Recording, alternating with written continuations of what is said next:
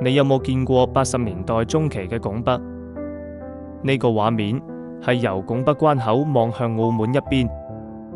當年關閘附近仲有大片長滿雜草嘅空地，建築物並唔多。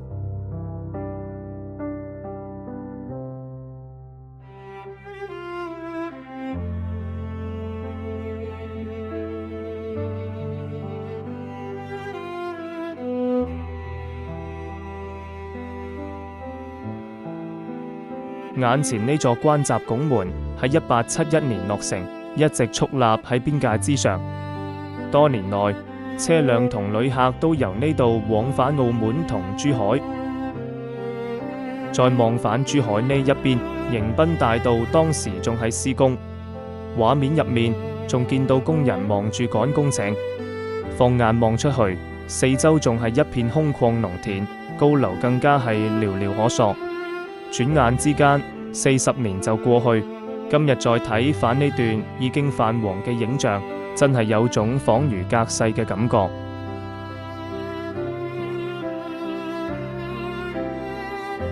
再睇下80年代中期嘅拱北口岸廣場，嗰陣時呢度叫做關口廣場。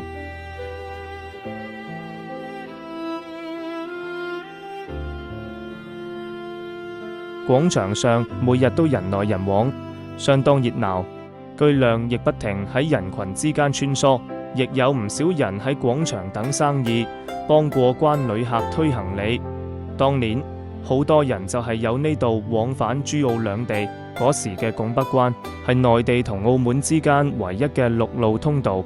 廣場旁邊仲有一間友誼商店，主要服務外賓、華僑同港澳居民。畫面入面一張張樸實嘅面孔，一架架慢慢駛過嘅車，都成為咗嗰個年代共同嘅記憶。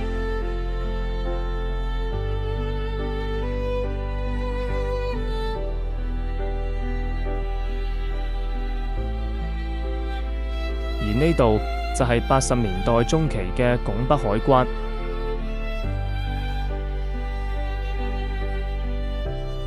旅客驗完證件之後，就會經過呢條長廊。長廊入面，海關分開設有應稅通道同免稅通道，合共有8個房間。1號同2號房係應稅通道。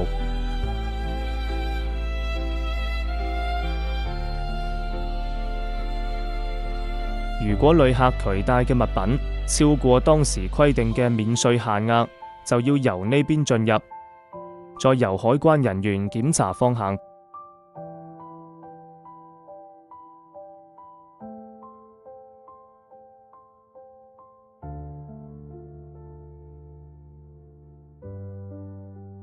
3號至8號房就係免稅通道，符合免稅規定嘅旅客可以由呢邊通過，海關人員就按需要抽查。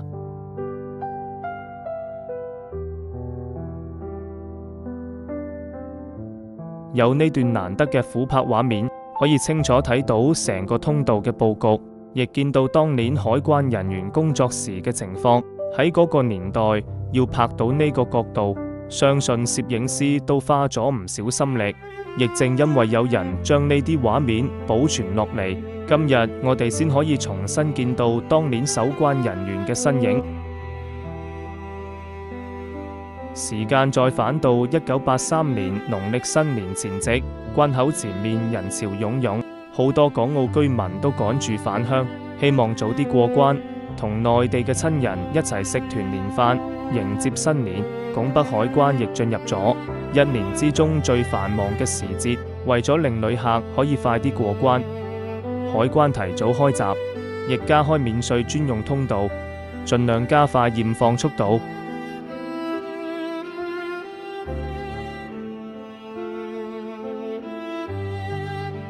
畫面入面仲有一批年輕嘅新面孔，206名啱啱有4會幹訓班結業嘅新人，被安排到通關第一線工作。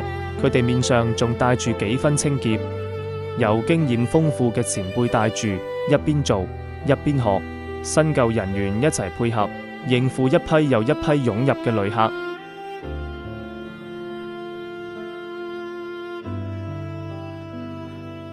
新年過後，返程高峰亦隨即開始，每日出境旅客有2-3萬人次。海關人員靠詢問、觀察同機器檢查互相配合，盡量令大批旅客順利通關。所以1983年嗰個新年留下嘅唔單止係團圓嘅記憶，亦有一班喺關口默默工作嘅海關人員。到咗1984年夏天，內地居民跟團去澳門探親同旅遊嘅政策實施咗冇耐，畫面中呢一車旅客正準備出境前往澳門，而另一批旅客就啱啱由澳門返到內地。過關之前，手錶、金飾、外幣呢類物品都要按當時規定登記喺過關證件上。旅客回程時帶返嚟嘅行李物品，海關就按照當時往來港澳旅客嘅免稅同徵稅物品限量規定驗放。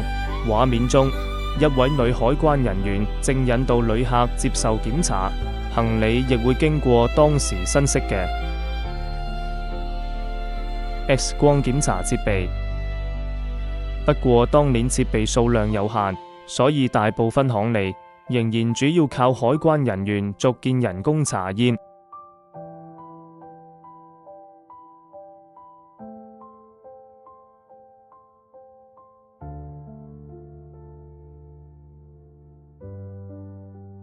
一部 X 光機，幾十張查驗，再加一本本寫滿鋼筆字嘅回鄉證，就係靠住呢啲簡單嘅設備同人手，支撐住每日過萬人次嘅出入境往來。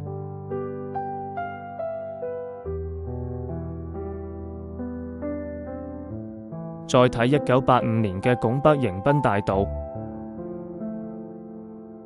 嗰陣時迎賓大道啱啱建成通車，道路兩旁原本嘅農田已經陸續變成工地。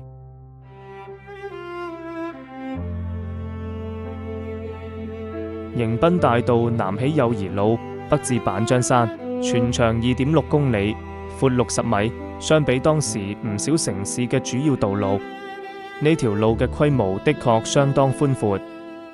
喺一個仲未完全發展起來嘅地方，掀起一條咁闊嘅大道，亦反映出當年城市規劃嘅眼光。嗰時道路兩旁仲未有今日密集嘅高樓，望出去仍然係大片黃土同工地。